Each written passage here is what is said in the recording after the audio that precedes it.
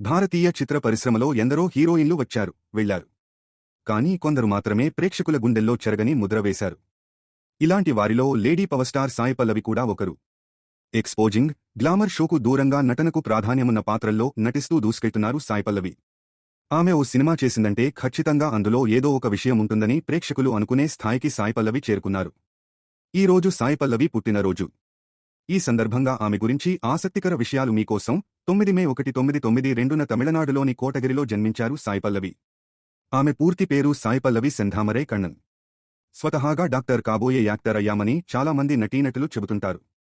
కానీ డాక్టర్ చదివిన తర్వాత యాక్టర్ అయిన అతి కొద్దిమంది నటీనటుల్లో సాయి పల్లవి కూడా ఒకరు. జార్జియాలోని బిస్సీ స్టేట్ మెడికల్ యూనివర్సిటీలో ఎంబీబీఎస్ చదివారు పల్లవి. డాన్స్ అంటే ఎంతో ఇష్టపడే సాయి పల్లవి తొలుత విజయ్ టీవీలో ఓ డాన్స్ షోలో పార్టిసిపేట్ చేశారు. ఆ తర్వాత 2009లో ఈటీవీలో ప్రసారమైన పాపులర్ డాన్స్ ఢీ అల్టిమేట్ డాన్స్ షో పాల్గొన్నారు.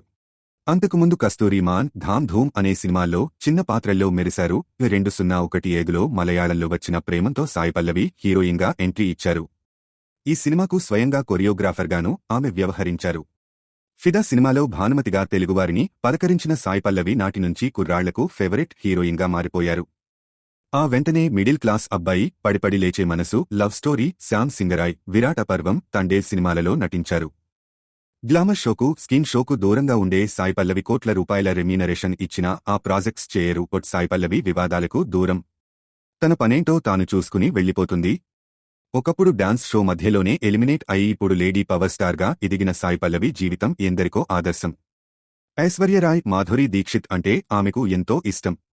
నటి, డాన్సర్ కావడం వెనుక తనకు వారిద్దరే ఆదర్శమని సాయి పల్లవి పలు సందర్భాల్లో తెలిపారు కూడా. అందరూ హీరోయిన్స్ మాదిరిగా వాణిజ్య ప్రకటనల్లో నటించి కోట్ల రూపాయలు సంపాదించాలని ఆమె అస్సలు అనుకోదు. బ్రాండ్ అండార్స్మెంట్స్ విషయంలోనూ ఆమె చాలా పక్కాగా ఉంటారు.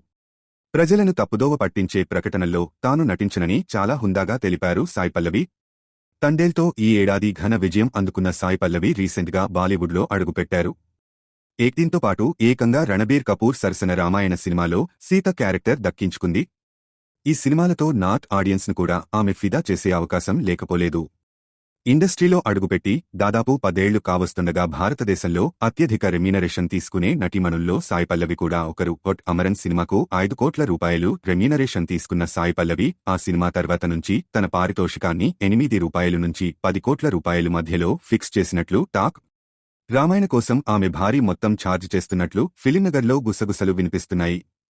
సాయి పల్లవి ఆస్తుల విలువ 50 కోట్ల రూపాయలు వరకు ఉంటుందని సోషల్ మీడియా టాక్. మీ అభిప్రాయాలను కామెంట్స్లో తెలియజేయండి.